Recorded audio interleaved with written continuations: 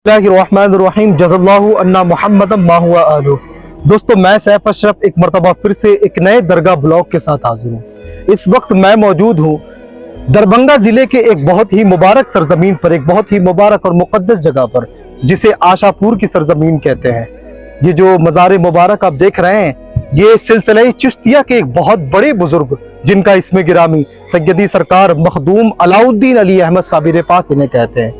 इनको सानिया साबिर भी कहते हैं। तो सानिया साबिर इन्हें क्यों कहते हैं, तो वीडियो के एंड तक बने रहे। इंशाअल्लाह तबारक व तआला इनके बारे में भी जानेंगे, और साथ ही मखदूम अलाउद्दीन अली अहमद सरकार साबिर पाक की जिंदगी के उन चुनिंदा पहलुओं को भी आज जानेंगे हम। हजरत मखदूम दो जहां हजरत शाह अलाउद्दीन अली अहमद साबिर पाक आशापुरी रहमतुल्लाहि ताला अलैहि, आपके मुतालिक पेशन गोई हजरत दाता शाह मकबूल अहमद बिहारी चिश्ती कादरी नक्शबंदी सोहरवर्दी रहमतुल्लाहि ताला अलैहि, जो कि अपने वक्त के कुतुबुल अख्ताब एक अजीम मुजद्दिद हजरत आला हजरत शाह मौलाना फजल रहमा गंज मुरादाबादी रहमतुल्लाहि ताला अलैहि के पेसर सईद गौसे ज़मा हजरत शाह अहमद मियाँ रहमतुल्लाहि ताला अलैहि गंज मुरादाबादी के आप खलीफा हुए। आपके वालिद माजिद ने आपकी विलादत से कब्ल ये ऐलान फरमाया कि मेरे यहाँ सानिए मखदूम दो जहां शाह अलाउद्दीन अली अहमद साबिर पाक कलियरी रहमतुल्लाहि ताला अलैहि तशरीफ ला रहे हैं। आपकी विलादत की तारीख 1345 हिजरी बमुताबिक 1925 ईस्वी 15 जमादिल आखिर बरोज़े इतवार को आशापुर शरीफ खानकाए अहमदी फजल रहमानी में हुई। आपका नामे नामी इसमें गिरामी बज़ाहिर वही रखा गया जो मखदूम दो जहां सैयदी सरकार हजरत साबिर पाक कलियरी रहमतुल्लाहि ताला अलैहि का है। आप आला हजरत शाह मौलाना फजल रहमा गंज मुरादाबादी रहमतुल्लाहि ताला अलैहि की आरजू और कुतुब ज़मा हजरत शाह मौलाना अहमद मियाँ गंज मुरादाबादी रहमतुल्लाहि ताला अलैहि के गुलशन के एक हसीन और जमील फूल हैं, जिनकी आमद की बशारत सरकार दो आलम सल्लल्लाहु ताला अलैहि वसल्लम ने दी, और सैयदना महबूब सुबहानी गौस समदानी शेख अब्दुल कादिर जीलानी गौसे पाक रदी अल्लाह ताला अन्हु का कौल है कि मेरे ज़माने के 900 साल के बाद और मखदूम अली अहमद साबिर पाक कलियरी और उनके 750 साल के बाद इस रुए ज़मीन पर उनकी आमद होगी, और वो अपने वक्त का आला तरीन मुजद्दिद होगा और औलाद इमाम आज़म अबू हनीफा सिराज उम्मत से होगा, जो करीब 1300 हिजरी से 1400 हिजरी के दरमियान का वक्त होगा, और आपके दीदार का शरफ हासिल करेगा। करीब वक्त इमाम मेहदी अलैहिस्सलाम के ज़ुहूर का होगा, और सदाकत का वो परचम बुलंद करेगा, और उनके हाथों बेदीन बातिल परस्त बुग़्ज़-ओ-इनाद फैलाने वाले हसद रखने वालों का खात्मा होगा। आपका ख़ानदान आशापुर शरीफ के मुअज़्ज़ज़ घरानों में शुमार होता है।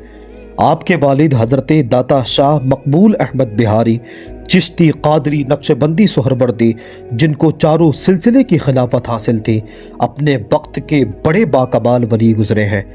इब्तिदा ही से आप जो मकसद ज़िंदगी लेकर इस दुनिया में तशरीफ़ लाए, उसके हुसूल की कोशिश में अव्वल से आखिर तक इंतहाई जाफशानी के साथ आप मसरूफ़ कार रहे।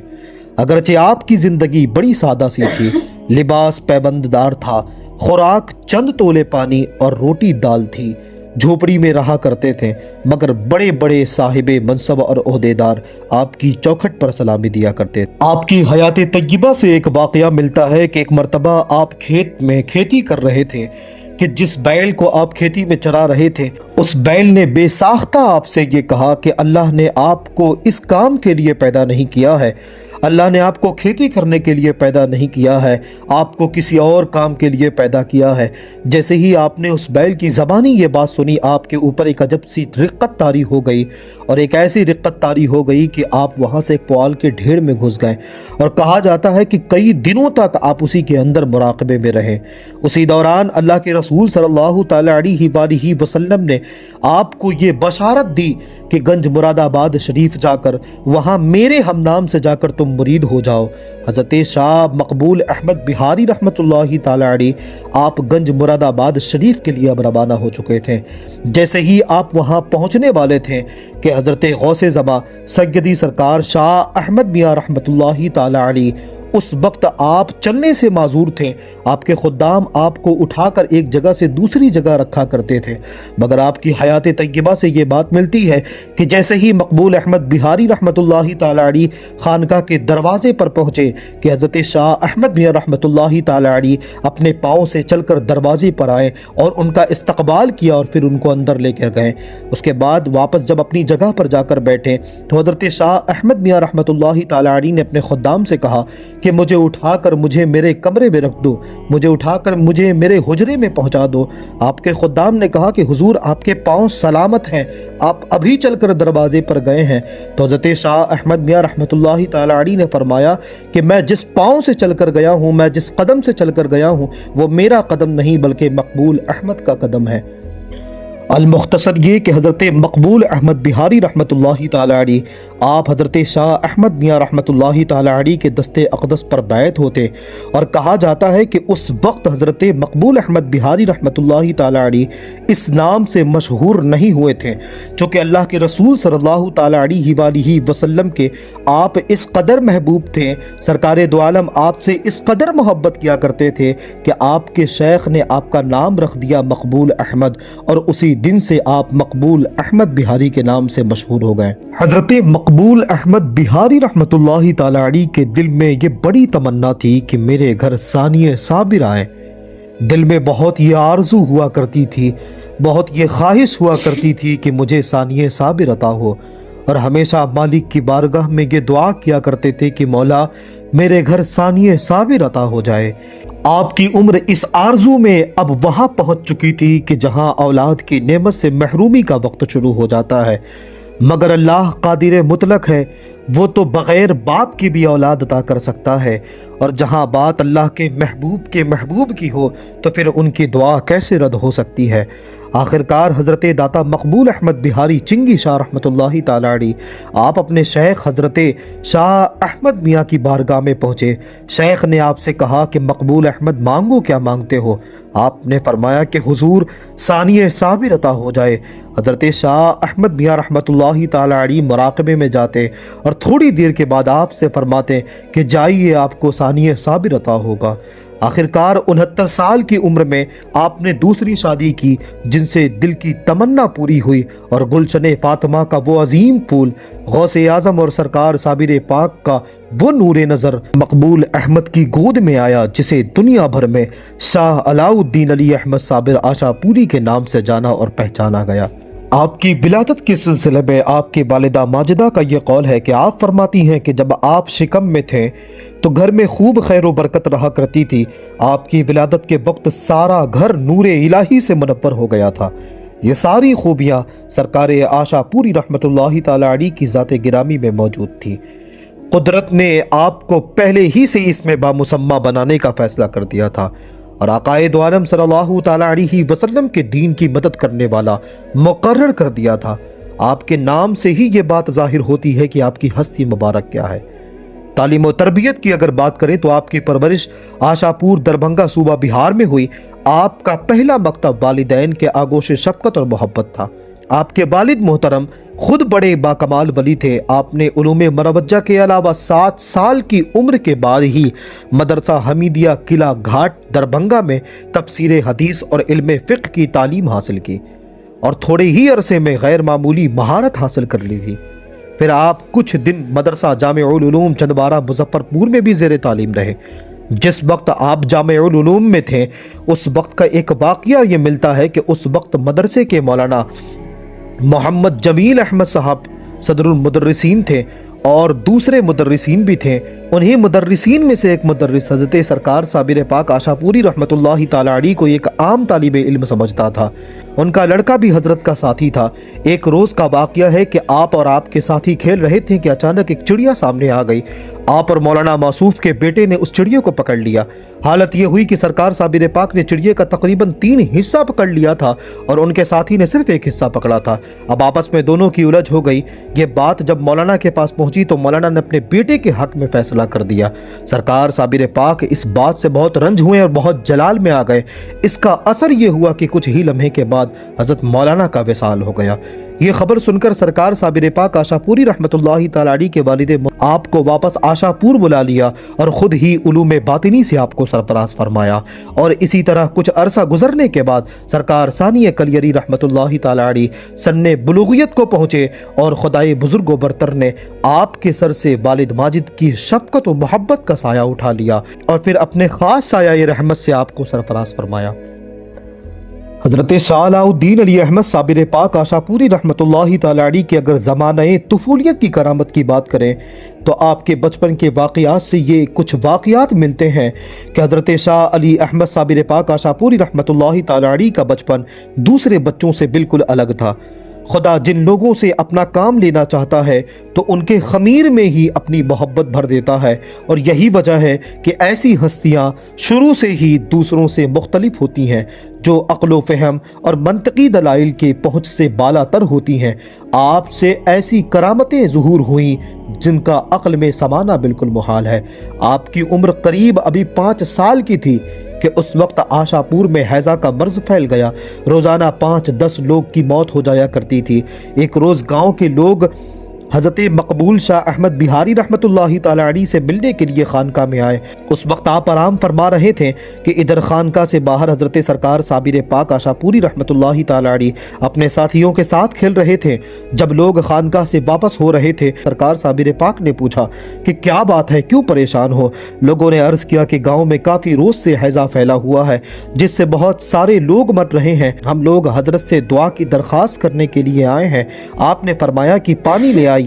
پانی لایا گیا اور دم کرنے کے بعد آپ نے فرمایا کہ اس پانی کو گاؤں کے کنویں میں ڈال دیجئے، یہ بیماری واپس چلی جائے گی، اور آخرکار ان لوگوں نے ایسا ہی کیا اور کل ہو کر وہ بیماری واپس چلی گئی۔ اس واقعے کے چشمدید گواہ آئی وٹنس حضرت شاہ خلیل الرحمن چشتی بشن پوری رحمت اللہ تعالی علیہ ہے۔ اس واقعے کے کچھ ہی عرصے کے بعد حضرت شاہ مقبول احمد بہاری رحمت اللہ تعالی علیہ کے ایک بڑے باکمال مرید جن کا نام حضرت شاہ حافظ امیر الدین چشتی رحمت اللہ تعالی علیہ ہے، سرکار صابر پاک کو دوران درس آپ نے ایک چھڑی مار دی تھی۔ اس وقت آپ کی عمر شریف صرف 6 سال تھی۔ اس کے بعد حضرت حافظ صاحب کا ہاتھ پورا سوج گیا۔ حافظ صاحب نے یہ بات حضرت شاہ مقبول احمد بہاری رحمت اللہ تعالی علیہ کو کہی کہ میرے ہاتھ میں جب سے میں نے اسے مارا ہے تکلیف ہو گئی۔ آپ نے جب یہ دیکھا تو حضرت شاہ مقبول احمد بہاری رحمت اللہ تعالی علیہ نے حضرت حافظ امیر الدین سے یہ فرمایا کہ میں نے پہلے دن سے ہی آپ سے کہا تھا کہ یہ بچہ کوئی عام بچہ نہیں ہے، میرا بیٹا علاء الدین کوئی عام بچہ نہیں بلکہ یہ مادرزاد ولی ہے۔ آپ پھر بھی اس کے ساتھ تشدد کیا آپ نے۔ اس کے بعد آپ نے فرمایا کہ آپ خوش نصیب ہیں کہ آپ کو ان کے استاد ہونے کا شرف حاصل ہوا۔ اس کے بعد آپ نے سرکار صابر پاک آشاپوری کو بلایا اور پھر آپ نے ان سے فرمایا کہ بیٹا کہیں استاد کی بھی غلطی پکڑی جاتی ہے، معاف کر دیجئے۔ جیسے ہی سرکار صابر پاک نے معاف فرمایا ویسے ہی حافظ امیر الدین کا ہاتھ بالکل ٹھیک ہو گیا۔ یہی حافظ امیر الدین چشتی رحمت اللہ تعالی علیہ یہ فرماتے ہیں کہ میں نے حضور کے بچپن کے زمانے میں خواب دیکھا کہ زمین سے لے کر آسمان تک ایک گنبد بنا ہوا ہے جس میں دنیا کی ساری زبانیں لکھی ہوئی ہیں، اور میں مخدوم صابر پاک آشاپوری رحمت اللہ تعالی علیہ کو نیچے سے اوپر تک پڑھاتے چلا جا رہا ہوں۔ پھر جب میں خواب سے بیدار ہوا تو حضرت مقبول احمد بہاری رحمت اللہ تعالی علیہ کی بارگاہ میں یہ میں نے خواب بیان کیا تو آپ فرماتے ہیں کہ آپ بڑے خوش نصیب ہیں کہ صابر پاک آشاپوری تو دنیا کی ساری زبانیں جانتے ہیں، آپ بھی دنیا کی ساری زبانیں سمجھیں گے۔ اور میں نے ایسا ہی دیکھا کہ حضرت کے یہاں آنے والے بنگالی، سکھ، عیسائی، آسامی اور دوسری زبانوں کے جاننے والے لوگ حضرت سے بات کیا کرتے تھے، اور حضرت خوب سمجھتے بھی تھے اور خود بھی بات کیا کرتے تھے۔ حضرت سرکار صابر پاک آشاپوری رحمت اللہ تعالی علیہ روزانہ اپنے معمولات کے مطابق بعد نماز اشراق اپنے مریدوں اور عقیدت مندوں کے ساتھ حلقہ ذکر پر منعقد کیا کرتے تھے، اور واعظ و نصیحت کا سلسلہ صبح سے ناشتہ کے وقت جاری رہتا تھا۔ ناشتہ کے بعد دور و دراز سے آئے ہوئے مہمانوں کو رخصت فرماتے اور مقیم مہمان حضور کے مسافر خانے میں آرام کیا کرتے اور خود بھی آرام گاہ میں تشریف لے جاتے۔ حضرت مخدوم صابر پاک آشاپوری رحمتاللہ تعالی علیہ بعد نماز ظہر موسم سرما اور گرما کا لحاظ کرتے، یعنی موسم سرما میں 2 بجے اور موسم گرما میں 3 بجے کلام پاک کی تلاوت کیا کرتے تھے۔ اس کے بعد ضرورت مند حضرات کی حاجتیں پوری فرماتے، اس کے بعد لنگر تقسیم ہوتا، بعد نماز عصر حضور حویلی کے اندر تشریف لے جاتے اور باپردہ خواتین اسلام کی پریشانیوں کو سنتے اور ان کا حل نکالتے اور ان کے مشکلات کا ازالہ فرماتے، اور بعد نماز مغرب خانقاہ میں وعظ و نصیحت کا روحانی مجلس منعقد ہوا کرتا تھا، اور اس محفل میں تمام مریدین اور متوسلین اور عام اور خاص شریک محفل ہو کر اپنے قلب کو، جگر کو منور اور مجلہ فرمایا کرتے تھے۔ پھر عشاء کی نماز کے بعد حضور عشائیہ تناول فرماتے، تہجد کی نماز ادا کرتے، پھر تھوڑی دیر کے لیے آرام فرماتے اور پھر نماز فجر ادا کیا کرتے۔ یہی آپ کا روزانہ کا معمول ہوا کرتا تھا، ہر کام وقت پر ادا کرتے اور مریدین اور عام انسانوں کی ضرورتوں کو پوری کیا کرتے تھے۔ آپ کا زیادہ تر وقت ذکر الہی اور اوراد و وظائف میں گزرا کرتا تھا۔ دن میں آپ اپنے حجرے کے اندر خلوت نشی ہو کر عبادت و ریاضت میں مشغول رہا کرتے تھے۔ اس طرح آپ نے مکمل 12 سال تک عبادت و ریاضت میں گزاری۔ ایک لمبی مدت کے بعد اللہ والوں اور بھائیوں کے مسلسل درخواست کے بعد آپ نے خورد و نوش شروع کیا، پھر بھی بہت ہی کم کھانا تناول فرمایا کرتے تھے۔ دن اور رات میں صرف ایک بار 100 گرام سے بھی کم کھچڑی تناول فرمایا کرتے تھے۔ حضرت مخدوم علی احمد صابر پاک آشاپوری رحمت اللہ تعالی علیہ کو اللہ رب العزت نے اتنا حسین و جمیل پیدا فرمایا تھا کہ وہ چاہیں جس طرح کا بھی لباس زیب تن کریں، آپ اتنے نہایت خوبصورت لگتے تھے کہ جس کی کوئی مثال نہیں ہوا کرتی تھی۔ ہندوستان کی ایک عظیم ہستی حضرت مخدوم علاء الدین علی احمد صابر پاک آشاپوری کے تعلق سے ہندوستان کی ایک عظیم ہستی مخدوم زمن شاہ محمد حسن صابری چشتی رامپوری رحمت اللہ تعالی علیہ نے اپنی مشہور و معروف کتاب حقیقت گلزار صابری میں یہ رقم فرمایا ہے، جس کا اردو ترجمہ حضرت علامہ ارشد القادری رحمت اللہ تعالی علیہ نے کیا ہے کہ سرکار دو جہاں صلی اللہ تعالی علیہ وآلہ وسلم تو سارے شہنشاہوں کے شہنشاہ ہے، شہنشاہی تو آپ ہی سے ہے، لیکن جب سرکار صابر پاک آشاپوری رحمت اللہ تعالی علیہ بچپن سے ہی صورت و سیرت، اوصاف و کردار، گفتار و رفتار، انداز و روش اور لباس وغیرہ میں بالکل شہنشاہ وقت نظر آیا کرتے تھے۔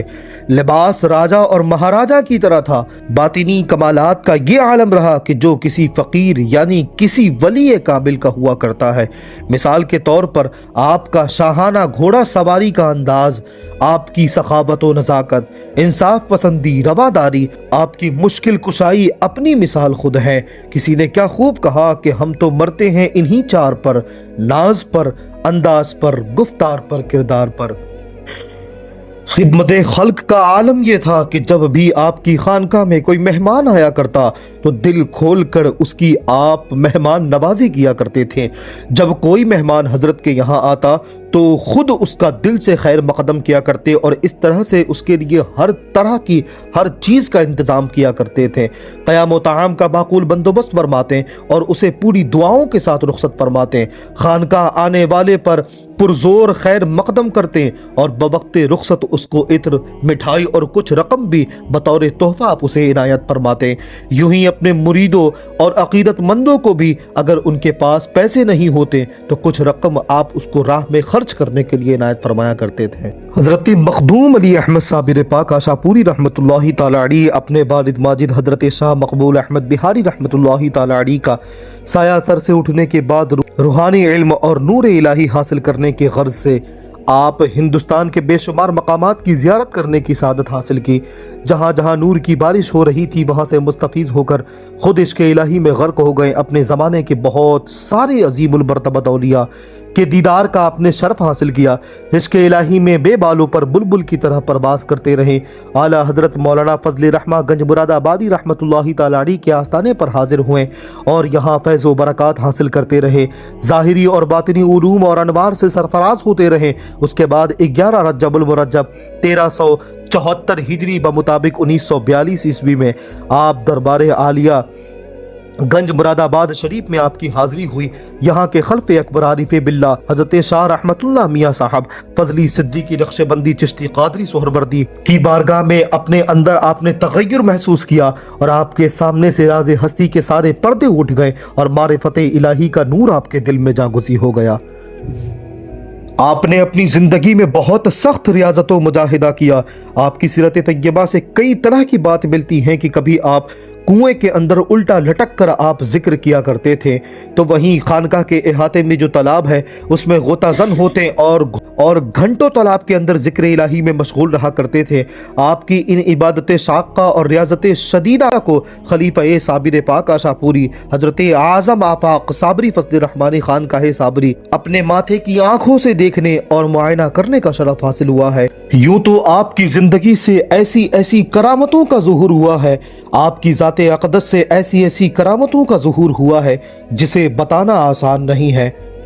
आप सिर्फ इंसानों की ज़बान ही नहीं बल्कि जानवरों की भी ज़बान समझा करते थे। हज़रत मुश्ताक अहमद साबरी जो कि सरकार साबिर पाक आशापुरी रहमतुल्लाहि ताला अलैह के ख़ास खादिम थे और आपकी बारगाह में हमा वक्त रहा करते थे, आज भी ये बाहयात है। वो खुद फरमाते हैं कि एक मरतबा मैंने बतख को खाना देना भूल गया। उस वक्त मैं सरकार अली वक़ार के पास बैठा था, बतख खानका से बाहर सामने में उलट पुलट करने लगा और ज़ोर ज़ोर से आवाज़ें देने लगा। हुजूर का चेहरा मुबारक जलाल से सुर्ख हो गया और गुस्से की हालत में हुजूर ने फरमाया कि मुश्ताक कहाँ है, उसे बुलाओ। जब मुश्ताक बाबू आए तो हुजूर ने फरमाया कि तुमको खबर नहीं रहती है, तुमने बतख को खाना क्यों नहीं दिया। हुजूर ने खाना देने का हुक्म दिया और बतख खाना खाने के बाद खामोश और पुरसुकून हो गया। ऐसे बहुत सारे वाक़ियात हैं। कभी चिड़ियों के साथ मसला आया तो कभी कुत्तों का मामला रहा कि खाना न देने पर उन्हें बताया गया। ऐसे ऐसे बहुत सारे वाक़ियात, बहुत सारे करामात आपकी ज़ाते अक़दस से ज़ाहिर हुए। आपकी शान ऐसी है जिसको मुझ जैसा हक़ीर बयान नहीं कर सकता है। इंशाअल्लाह तबारक व तआला अगर अल्लाह को मंजूर हुआ तो अगले पार्ट में सरकार साबिर पाक आशापुरी रहमतुल्लाहि ताला अलैह के कश्फ व करामात और आपकी ज़िंदगी की ख़ास झलकियाँ और साथ ही वो करामात जो आपके वफ़ात के बाद ज़ाहिर हुए, इन सब को बताने की कोशिश करूँगा। मिलते हैं अगली वीडियो में, तब तक के लिए अस्सलामु अलैकुम व रहमतुल्लाह।